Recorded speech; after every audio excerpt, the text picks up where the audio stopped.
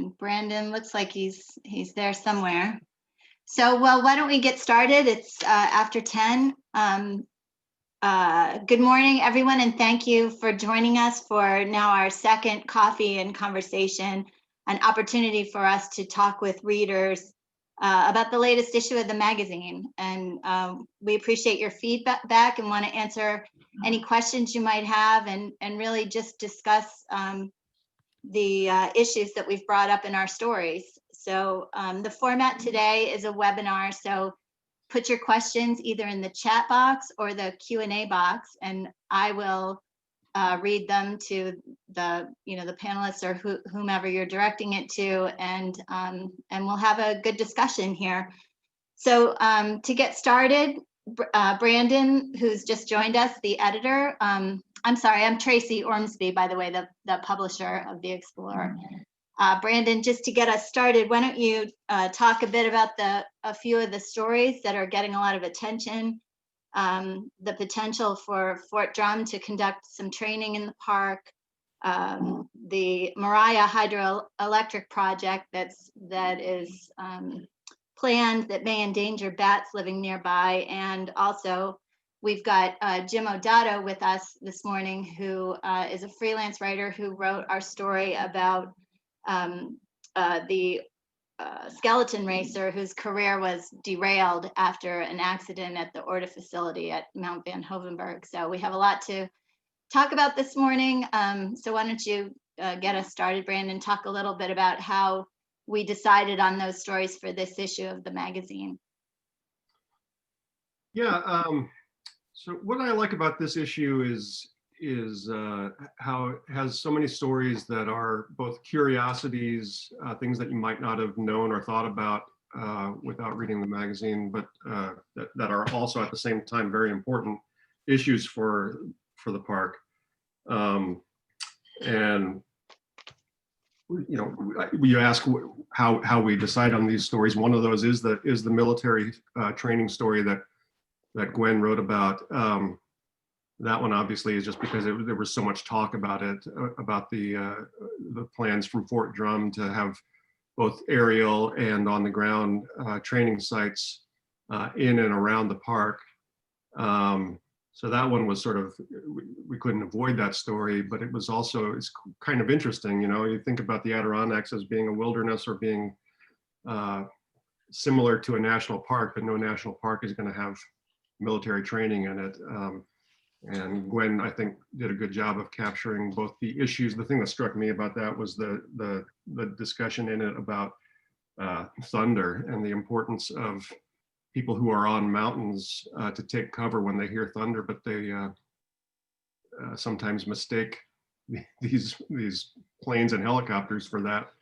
I know that my house shook once this last summer with something that was a little more than thunder, I think. But interesting and also pretty important for our readers and for people who live in the park. And she did a good job of capturing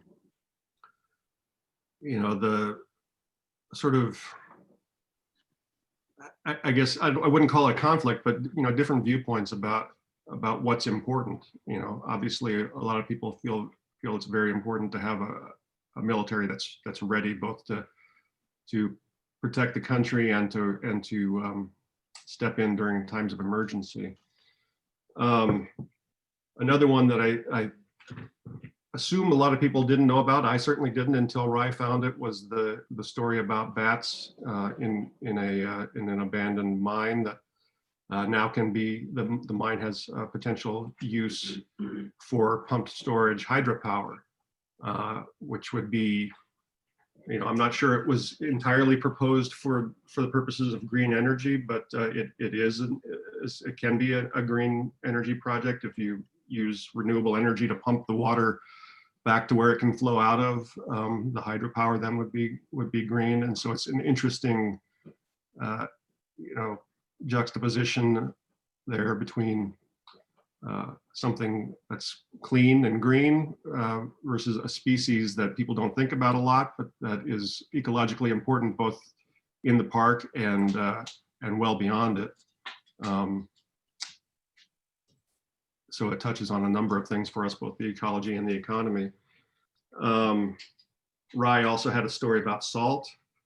He's done a lot of reporting throughout the last year on the effects of road salt on people in the North Country and on the environment in the North Country. And this time we stepped back a little bit and looked at the history of it. I think a lot of people are familiar with the storyline that it really started, the state really started applying a lot of road salt during the night or in preparation for the 1980 Olympics. And he found that in fact that was when it started in earnest.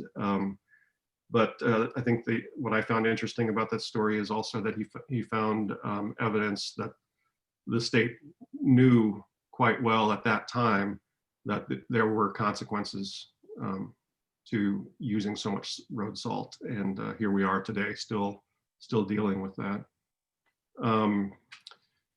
Jim Odato wrote a story for us that Tracy mentioned about a skeleton racer who had Olympic dreams, and maybe I shouldn't call them dreams. It seemed like she was quite close to making the Olympics before her accident there. And that's the story that Jim brought to us, basically because he's keeping an eye on what goes on at the Olympic Regional Development Authority, has had stories about them and about accidents that have happened in the past as well. A year or so ago, he had a story for us about somebody who got a settlement after injuring themselves on a recreational day at Whiteface. This time it was at Mount Van Hovenberg and the Olympic, what do you call it, sliding sports, I guess, venue. And again, it's a story that I don't think people would think of that much. It's both a compelling story about an individual's, I don't know if tragedy is the right word, but it could be. It's something that affected her life and changed her. But it also speaks to a larger significance for our readers about New York State's management of these sites, about ORDA's management of these sites, and about the importance of a culture of safety that such sites inherently need. And I think this, the sort of juxtaposition of curiosities and significance also played through in our recreation coverage this time. Mike Lynch wrote a story about which you see there on the cover, about the sort of a trend toward people getting to the trails before dawn and getting up on top of the mountains at dawn so they can get photos of sunrise. And this is kind of a cool trend, I think, but it also plays into the larger issue of crowding or popularity, whatever you'd like to call it, in the high peaks, where some people may be trying to avoid the rush. And also, the more people you get doing these things, the more you notice that, as Mike noted in his story, that some of these trailhead parking lots are full well before dawn, which is something that I think one of the sources mentioned was not the case 15, 20 years ago. I guess I'll leave it at that, but that's my take on what we did this time. I just found it interesting that so much of these things that I would have never thought of are fascinating and also important. I'll leave it at that. Thank you, Brandon. So we have a few questions here, and I think I'll start with Larry's question for Rye. I was moved and distressed by Rye's article on bats. What is the difference in kilowatts used to pump times gallons upstream versus kilowatts generated when the same amount of water flows downstream through turbines? Is there a true net savings of energy, or is it smoke and mirrors and just a money generator after the initial millions are spent, potentially killing thousands of bats and not saving any net energy? Is it really green energy? I understand the financial appeal to locals and the developer of of the cost difference between pumping and releasing water to drive turbines at different times. Do you want to take that, Rye? Yeah, let me briefly explain for those who might not understand the project itself. The proposal is to build what's called a pump storage project in an abandoned mine. It's actually kind of two abandoned mines in the same mining complex, and they're adjacent to this hill that is another abandoned mine that bats have filled since that mine, known as the Barton Hill mine, closed roughly 100 years ago, 90 years ago. Pump storage works by instead of normal hydro, you get your energy because water is coming down a river and you're capturing it, spinning a turbine, and you generate electricity that way. Pump storage works a little different, which is that you take cheap energy. If you're going to make money, you take cheap energy and you use it to pump water uphill into a reservoir. And then when the energy prices go up, you run that water downhill again and make money. And so you're still generating hydroelectricity by the flow down, but you're using regular old energy to pump energy up. To Larry's question, these projects inherently lose energy because it's always going to take more energy.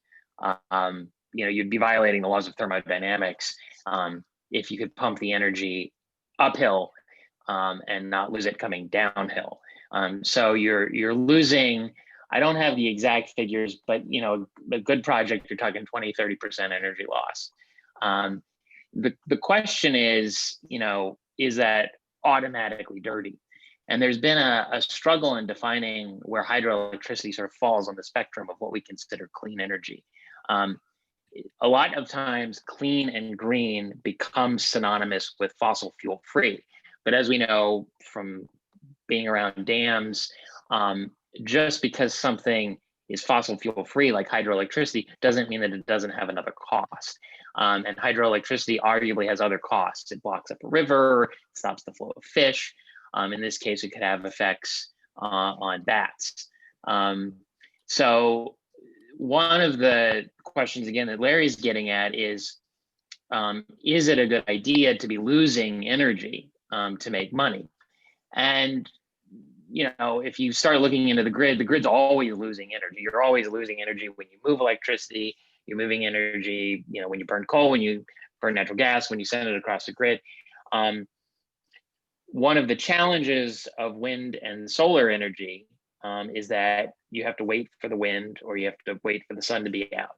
And there is, I think, a reasonable case to be made that trying to capture solar energy for the night and wind energy for the wind when the wind isn't blowing is a way to have fossil-free energy, which we would need to combat climate change to reduce greenhouse gas emissions. But it's a big policy question whether a project like this that has unintended consequences is a good idea. One more question, Rye, before we move away from you, because it's also about this project. Somebody is wondering what's next for the project in the bats, where the permitting process is. So as we were going to press FERC through a big wrench in the plans, which we sort of alluded to in the article, saying it was going to throw out or dismiss the application.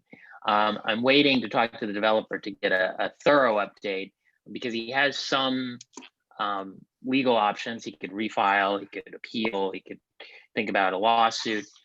It does seem like he may be abandoning the project, but I haven't talked to him. His last letter to FERC was fairly resigned, but he still has options, and I'm not sure yet if he's going to take any of them. So the project is very much in limbo. Okay, great, thank you. And a question for Gwen about her story on the aquatic invasive species and the efforts or lack of efforts to block various species from getting in. I fail to believe that boat inspections are not mandatory and that DEC is opposing them. It's unbelievable that someone cannot be stopped, but only fined from putting her boat covered with invasives into a lake when the invasive might lead to millions of dollars in costs to control. Do you have anything to say about that, Gwen? What's going on with that story? Well, they're not even getting fined. So, is anyone else hearing feedback? Am I all right? You're all right. Okay. Yeah, they're not even really getting fined according to my FOIL answer. So there is a real concern about a lack of enforcement. A lot of different people have different opinions, obviously, on whether there should be more enforcement or a law making this mandatory. But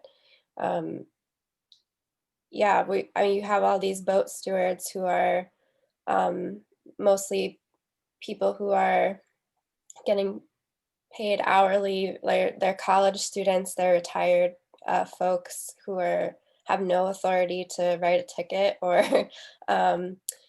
do anything. Lake George is in a better position because um, they do have a law enforcement presence on the lake, so they have a better chance of catching people and doing something about it. But ultimately, if someone doesn't comply, they can launch their boat. Boat stewards can't really stop them. They can call DEC and ask for an NCON officer to come, but according to the way the legislation's written, they're supposed to write a warning first before they even issue a ticket. So really, my FOIL request didn't turn up any tickets.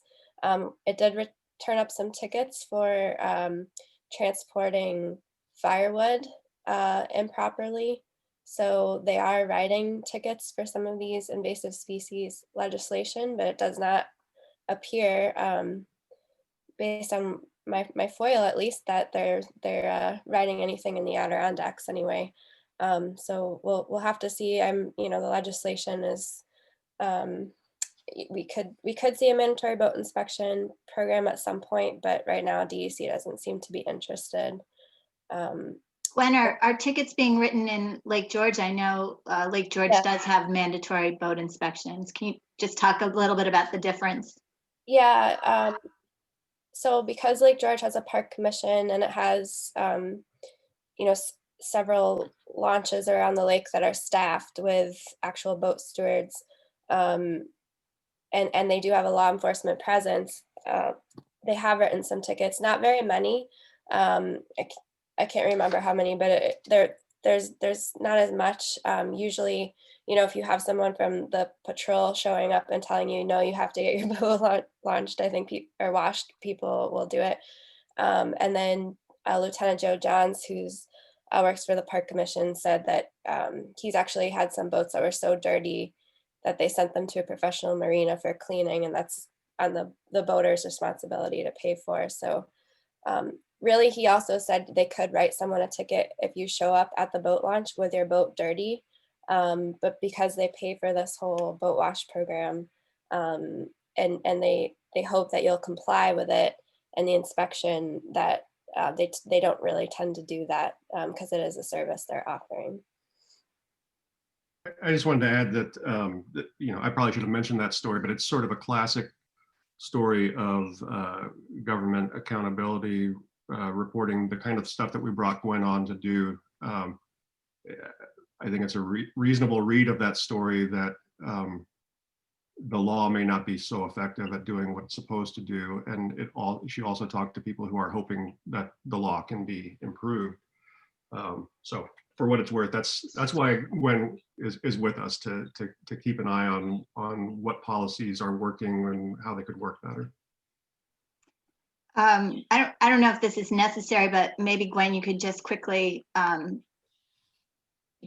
say what a FOIL request is and how you use those. Yeah, so FOIL is Freedom of Information Law. Anyone can file this. I've noticed that there's some people who think it's just a journalism thing, and it's really like, if you ever have a question about anything in government, you can file your own request asking for records. And DEC has a really nice webpage for its own database where you just make an account and you can submit your records request. And they have up to 5 business days to say, yes, we received your request. And then they're supposed to get back to you in 20 business days with an answer. Of course, we are finding that DEC, in my experience, has been at least has answered some of my requests in a somewhat timely fashion. The thing is, after the 20 business days, they can tell you that they're still looking, or it's they need a little more time. So it's a really imperfect system. A lot of journalism organizations are sort of pushing the governor for stronger laws around this. The Department of Health is a notorious agency that does not respond to requests in a timely manner. The Adirondack Park Agency has been wonderful in my experience with getting records in a very timely manner. So it's different by department. Usually, like for this instance, I asked for any tickets, fines, violations written, and then I put the date of the start of the legislation to the present day, and the name of the law, and it didn't return anything. They write back and say we can't find any records. Sometimes they'll work with you to try and update the language if they feel like you're not asking the right question, but which I did with them, and it still did not turn up any records, which is leading me to believe that, yeah, there've been no tickets written. But yeah, we're constantly filing for these records requests to help us with our reporting. That can be sort of the roadblock for us in writing a story when we don't get them in a timely fashion. So I know we're working on that as we can. Thank you, Gwen. I have just a couple comments people have made here in the Q&A box, and then I will get to a question about road salt. Bob Meyer says, just a reminder, in the 1960s, Con Ed wanted to put a pump storage reservoir, et cetera, at Storm King in the Hudson Highlands, and it took years to defeat. And Jack McShane is suggesting a story on the hidden gem that we have in Wanakina, the ESF Ranger School. He is a graduate of 1961. Thanks for that, Jack. And a question from Todd: what is the status of the state's review of road salt application practices? Will the public have opportunity to review and make comments? Are data and reports such as Paul Smith's salt testing of wells available to the public? And if yes, how can the public obtain them? A couple of things. It's just getting underway. So I don't have a good update. They have 3 years to do the study. I'm not sure how involved the public will or will not be. There's the possibility, and it seems likely, that the legislation that was passed last year could be amended this year to broaden the study, because the Department of Transportation is concerned that it focuses too much on just their salt application and not salt that's coming from other places. So the study could be modified conceivably this year before or as it's getting underway. The reports that you're talking about Paul Smith's, those were done by Dan Kelting and others. I don't think those are publicly available. Some of the people that have had those tests done on them have provided their reports to me, but I think Dan's position, I think Paul Smith's position is that they're doing research on people's property, and there is some relationship between them, where they're not releasing the individual, full testing data from each well. They've done it in aggregate, and I think they've certainly talked somewhat extensively about what they found. But some of the data is not available, but the summary of the data is pretty largely available and has been presented. So I don't know exactly what you're asking about, but that's the answer to both. Okay. And Jim, because you're on the call here, I thought we'd talk a little bit about your story, but just adding on to what Gwen was talking about, I think you can talk a little bit about FOIL requests and the redacted reports that you got back about accidents on or at Olympic Regional Development Authority facilities in the park. Okay. Well, Gwen did a great job explaining the fundamentals of seeking documents from New York State public agencies, and that's not just the state of New York. It's public, town clerks and any public entity has documents that help reporters explain what's going on to people, to citizens, to taxpayers, to people who pay public servants to generate those reports and those documents. And those are our documents. They have information in them that are very important. They tell you about dangerous roads, dangerous conditions, public safety issues, health issues, all kinds of stuff. That's why Rye is trying to get water documents. That's why Gwen is trying to get information to bolster her reports. Well, I am always looking for those kinds of records.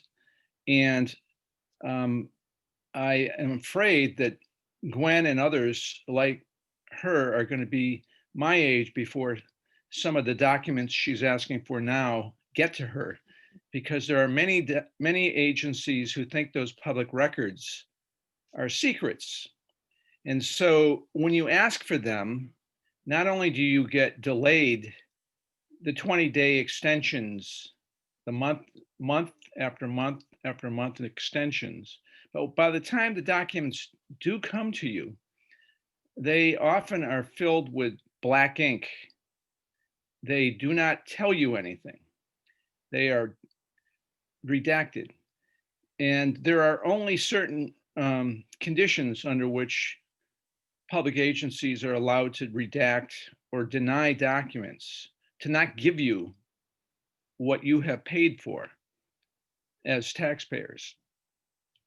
And often the agencies err or overreach and do not have in their hearts and in their minds the intent of the public Freedom of Information Law, which is the intent is that the document should be expected to be available to the public when the public asks for them. Instead, many agencies and departments take the attitude, how can we deny? How can we redact? And so that's when you get into a bit of friction with these agencies, and you get to appeal. And even after appeal, sometimes the records are redacted. They don't tell you anything. And so after appeal, the only option you have is one, to curry or to build networks so that you can get a whistleblower to leak you the documents, or you have to find a lawyer to go shake these records free through the legal system. And what often happens, or what does happen, is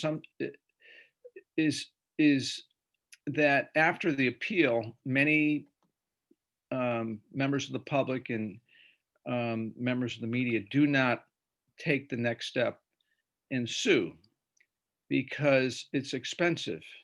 But when they do, it is not uncommon for the public or the media to win the suit. And in New York State, a few years back, the penalty for the state or the public agency that wrongly denied the public or the media the records asked for has to pay the legal fees that entity had to shell out in order to get public records, your records.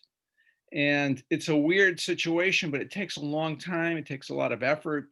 And all you're trying to do is explain what's going on in your community or in your public facility, such as Whiteface Mountain or Mount Van Hovenberg or Bel Air or one of the facilities that's run by ORDA. And ORDA, when I have asked for records about injuries, they have gotten out the black ink. And I think in order to explain the severity and the extent and the management issues associated with running outdoor facilities as a reporter, you need to know as much as you can and share as much as you can. And if you can't get the records to help explain that, you're handicapped. And one of the things I've been trying to do as a contributor to the Adirondack Explorer, and one of the reasons I like writing for the Adirondack Explorer is because there's patience. It takes a while to develop stories. I often have story ideas, and they are a piece of clay, but you got to keep rolling that clay and adding material to it to build a story. And one of the things I like to build stories with are documents, because documents don't forget, they don't lie, they don't misrepresent in many cases. And there are primary sources. People forget, people misdirect, but documents are really important to bolster the kind of stories I like to submit to the Adirondack Explorer. And like I said, if you can't get the records that you are due through the Freedom of Information Law, which does not have any teeth, you can get a letter from the Committee on Public, the Committee on Open Government, which it's a state agency that reviews whether state agencies are complying with open meetings laws and Freedom of Information public records requests. You can get a letter from their lawyers blasting an agency for withholding information, but that letter isn't very useful. It may embarrass them. You can write about it, but it doesn't come with any teeth. So as Gwen was indicating before, there's some imperfections, some holes in the Freedom of Information law, and forever. This law has been around since the 70s, and forever the people who have pushed improvements for this law have failed. Slowly but surely, things are improving. For instance, now the records of law enforcement officers, police, their histories,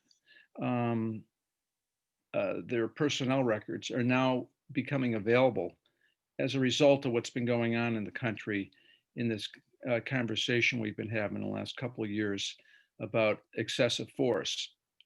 Finally, the New York State legislature and the governor amended the Freedom of Information law, so you can now get those records. But it's going to take a lot more effort and a lot more teeth for that law to really do what I think what it was intended. So I hope that kind of explains the situation when you're trying to explain safety and hazards and write about whether yellow flags or red flags are in order. If you are going to be in any public space in New York State. Thank you, Jim. Jim, could you could you tell us a little bit about how you got this story about the skeleton racer, how you came across her name and found her? Sure. Yeah, well, the Adirondack Explorer's leadership, as in Tracy Ormsby, a few years ago asked me to try to do stories about the Orta and to do investigative work for the Explorer. And I started looking at, among other things, public records. And some public records are available at the Court of Claims. Whenever someone sues the state of New York, their materials are at the Court of Claims. And so I was looking at records involving the Olympic Regional Development Authority and any suits against it. And I found one involving a fellow who was injured severely at Whiteface Mountain. And I wanted to learn more about that one. And using the Freedom of Information law, I was able to find out that he won a multi-million-dollar award from the state of New York for the injury he sustained. He became a paraplegic as a result of the injury. And so I asked for injury reports relative to the airbag that he was landing into. Any citizen was allowed to go to Whiteface at one time and for a fee, jump into or land into in an airbag. And so I asked for records for the number of injuries or the details on injuries relative to that matter, or to that experience. And like I said before, I got a lot of black ink, but I was able to do a story. I was able to interview the fellow who is now a paraplegic and others and get court records. Thank God. Court records are wonderful records for investigative reporters or any reporter. But when I was looking at that case, I noticed that there were other cases.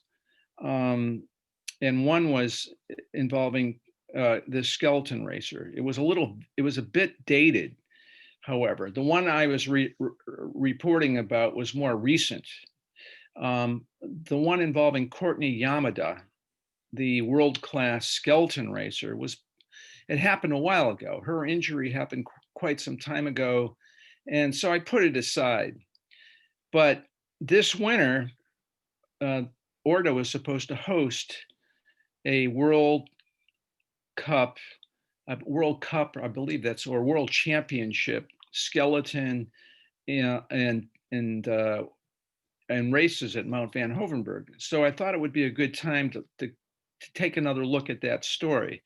And so I started examining what happened there, and I got the court records, and I realized that there were serious management problems associated with that injury. Training problems, people who didn't understand what they were supposed to do during training in World Cup races. When they entered the skeleton track or the bobsled track or the luge run. And so the timing was the key. So I came across it by looking into public repositories of information. And that's one of the things I've been doing for a long time, is going to county clerk's offices in various places to try to examine records on agencies and entities and people who I cover. And it used to be a lot easier prior to March of 2020 to do these things, because you could walk in, hang out all day in a clerk's office and look at records. I haven't been going into too many buildings lately. I have been doing a lot of stuff remotely, and I've been trying to figure out ways to get records virtually and digitally and electronically. And one way to do that is to FOIL.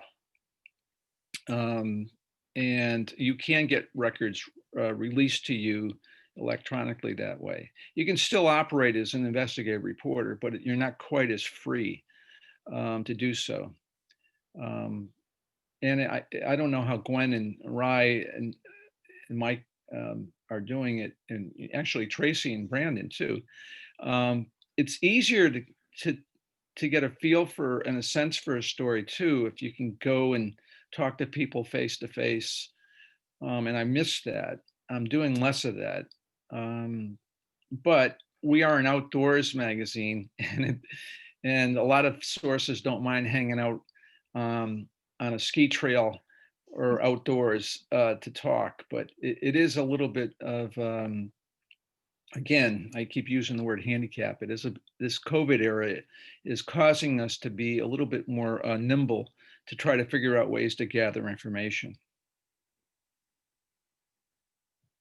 Thanks, Jim. I have a comment and then a couple more questions from Bob Meyer. Road salt, wondering why they need to do a study of the obvious. We know the history since 1980. It's just bureaucratic stonewalling. We, I think, have said as much in our editorials, Bob. Thank you for that. And a couple questions for you, Jim. I'm going to tell you both of them and you can answer them together. There can be some instances where the redactions and refusals are legitimate, such as personal information that an individual does not want publicized. That's something we've been talking about lately. And the Orta story makes me wonder what plans are in place to ensure the safety of the new mountain coaster. Well, but both of those are good observations, and it is true that it is totally and completely appropriate to redact personal, private information, particularly if it could harm an investigation or reveal, medical problems with someone, medical or psychiatric problems, et cetera. And there, like I said, there's a list of things that are appropriate and allowed under the law for redaction. The problem is in that, it's revealed a lot of times when people do actually take these matters to court, is that agencies make mistakes. Lawyers who review records before they are released, in many cases, read the law wrong, or like I said, overreach.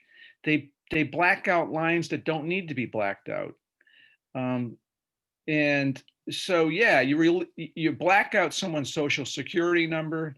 You black out perhaps personal information that could be harmful, but you don't, a whole sheet after sheet after sheet blacked out. And this happens a lot of times because agencies want to prevent embarrassment. It's pervasive. The commitment to transparency is not as great as it could be and should be, in my view. And so, yes, private, personal information appropriate, but there is overreach. Okay, now the coaster. The coaster is one of many things that the Olympic Regional Development Authority has added as entertainment, recreational entertainment or opportunities, zip lines, mountain biking, all kinds of things are happening on their grounds, on the grounds they manage for us, it's our grounds. And these are recreational opportunities that were not anticipated or contemplated when these facilities were built. They were built for outdoor winter sports. But the governor of the state of New York, the current governor of the state of New York, is particularly interested in making these venues four-season venues. And in order to do that, they're adding all these recreational opportunities. Some of them are drawing criticism. I wrote about one a few years ago in which there was these off-road vehicles, allowing people to take trips around Whiteface during autumn to see the foliage. And there was a question about whether that was appropriate or not from some quarters. Now, the coaster is touted as something exciting and wonderful. It is something that you can do without a helmet on, without any safety gear. And, you know, what are they doing to ensure safety there? That's a good question. It's, as far as I can tell, you pay your money, you sit down and you go on the coaster. And then you get to talk about it later about what a thrill it was. So I don't know of any additional safety measures. I've asked about that, and what the ORDA officials say is that they are doing everything the manufacturer of the coaster recommends. So until further review, we'll know whether that's enough, because these coasters have never before run at any ORDA facility. Maybe they run without problems elsewhere, but time will tell whether they run fine at ORDA, an ORDA managed facility, with the maintenance done by ORDA officials, with the conditions in upstate New York. You know, with the customers it draws. So we'll know over time, but the people that built or put in that airbag that skiers were allowed to enter and dive into or jump into on their skis and snowboards. You know, I'm sure they designed that facility, that bag, and it was being used as recommended. Time will tell. I mean, maybe it's perfectly safe, just like the rides at Great Escape. But time will tell. Thanks, Jim. And I don't have a question right now, but Mike, I'd like to give you a chance to talk about a different kind of recreation and maybe a little bit about your sunrise story. Aside from people getting up early to see the sunrise and that being a trend that we're seeing, it's also people are getting up early to avoid the parking problems, to try and get up some of the peaks. Another thing you mentioned in your story, I just wondered if you could elaborate on that a little bit. Yeah, people are definitely getting up earlier to get to trailheads this year. Obviously, with the pandemic, a lot of people have way more free time. Some people are unemployed and they're looking for things to do. And then there's also less indoor sports for people to do. So everybody came to the Adirondacks this summer, and a lot of people, I mean, and spent time hiking, which is a good thing. But right now there's, you know, I think it caught the DEC off guard a little bit. In the spring, a lot of people weren't sure exactly, you know, how the summer would play out because, you know, this is a rare experience, this pandemic. So, you know, but it turned out, you know, people wanted to go outdoors. And so they were showing up at these trailheads at, you know, as early as, you know, 2:00 in the morning, or, you know, and then some of the trailheads were filling up by 4:30 in the morning. And some of the consequences have been that, you know, there's more, some of the consequences are things like there's more search and rescues, and, for one of my stories in the fall, one of the web stories, I was talking to Forest Ranger Scott Van Leer, and he was telling me about how he would drive by Cascade Mountain at 2 o'clock in the morning and see 6 to 10 cars there. And, that was something that never occurred in the past. And so, what's happening is just more and more people, are getting up to, avoid the crowds, getting up early, and they want to get on the mountains and have the mountains to themselves and have this, the traditional Adirondack experience of, being out in the wilderness and feeling, revived and refreshed by that. But, it's tougher to do in the middle of the day. So these people are getting up early. And so people are not only doing this to catch the sunrise, but other people are actually getting up to, just to avoid the crowds. So, it's that's kind of the situation there. But I would say, one of the reasons I did this story was kind of wanted the sunrise story was to kind of give people a unique perspective on something that's happening now to get, I think even though it's, there are people doing these sunrise hikes, I think most people aren't going to do them unless they're Carl Hallman or a really ambitious hiker.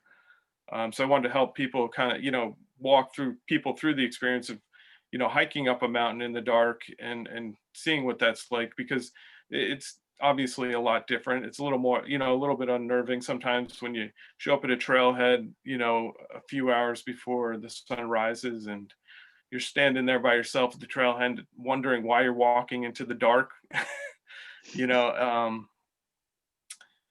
And so I think, that the sunrise story kind of gave people a feel for that experience, and then, what it was like to hike, but also, the exuberance you feel when you get on top of the mountain. You've gone through the process of getting up a lot earlier than normal and kind of struggling through the morning routine and getting up on the mountain and then see this beautiful sunrise where, and experiencing something that's really unique in the Adirondacks. And so I thought this issue, a lot of our outdoor recreation stories were kind of unique.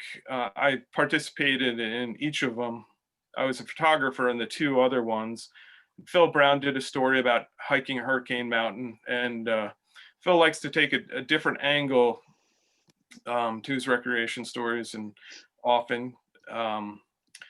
And so this one, he went up the backside of the mountain on a trail that I'd never even heard of in the past, and that was kind of a fun experience to go with him there. And then, I went out with Tim Rowland, and we went ice fishing, and that's an activity that's often not in the Adirondack Explorer, at least in the past, traditionally. But we went out with a guide, Tim Rowland and I went out with Matt Burnett, who grew up in the park. He's an Adirondack native.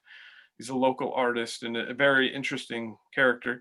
He actually grew up on the Whitney property, which has been in the news recently. And his dad was actually the caretaker for the Whitneys. So he's like a real diehard Adirondacker, and he kind of showed us the ropes of ice fishing out there. I've done that in the past, but I think it was, first experience maybe for Tim. But so, I think, it was kind of nice to see all these different recreation pieces kind of come together and give people kind of a feel for, what it's like to be out in the wild here. Thanks, Mike. Well, I don't see any more questions in here. Does Brendan, do you want to add anything else about the issue? The only other thing I could think to add is that one of the things I like about working on a magazine, my career before this was mostly in newspapers, but it gives you a chance to, as Jim was saying earlier, not only does it allow you patience to work through stories, but for me, it's fun to sort of have little echoes of stories in the next issue from the previous one. And so if you look at some of our shorter, one-page features. We had an illustration page that was about forest pests, which was something that Gwen had written a lot about earlier in the year, and I think in the previous issue. So there's, if you're a subscriber and you're reading this magazine, first you get hit with the really in-depth reporting of the story, but you can still come back and get more bite-sized pieces of it through the year. Another example that comes to mind is Ed Cairns writes a naturalist column for us, and he wrote about his love of hemlocks, and it's a very personal thing, but it's also back to the forest pest issue. But hemlocks are in peril in the park right now, and New York is the state that has more eastern hemlocks than any other. So it's a significant story for us, but also the way Ed presented it was on a more personal level, and as someone who loves the Adirondacks. So that's part of what we do besides the accountability and in-depth and recreation, just bits of life in the Adirondacks, I guess you'd say. I guess that's all I can say for now, unless anyone has any more questions. Okay, well, we're almost at the hour, and I don't, oh wait. Bob Meyer thanks Mike, and also says that he loves the E approach to hurricane, the original trail for the fire warden. Is that what you were on, Mike? Yeah, I think it was the original trail, yes. It was on Hurricane Mountain Road that we started. Great. Great. Well, I thank all of the panelists for their good work and their answers here this morning. And thanks to all of you for reading the Explorer and for joining us this morning. It's really great for us to hear what you're thinking, and we're going to keep doing this. So I hope you'll join us after the March-April issue of the magazine. So thanks, everyone. Thank you.